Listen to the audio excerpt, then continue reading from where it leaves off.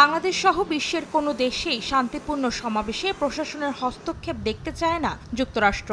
সোমবার মার্কিন পররাষ্ট্র মন্ত্রণালয়ের নিয়মিত প্রেস ব্রিফিংয়ে সাংবাদিকদের প্রশ্নের জবাবে একথা বলেন মুখপাত্র ম্যাথিউ মিলার। তিনি বলেন, শান্তিপূর্ণ বিক্ষোভে সহিংসতাকে সমর্থন দেয় না মার্কিন প্রশাসন।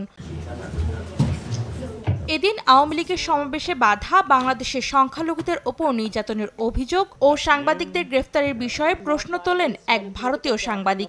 এসব বিষয় নিয়ে বাংলাদেশের অন্তর্বর্তী সরকারের সঙ্গে কোনো কথা হয়েছে কিনা তাও জানতে চাওয়া হয় ব্রিফিংয়ে। তবে কূটনৈতিক পর্যায়ে মার্কিন প্রশাসনের সঙ্গে বাংলাদেশের কি কথা হয়েছে তা বলতে অস্বীকৃতি জানান মিলার।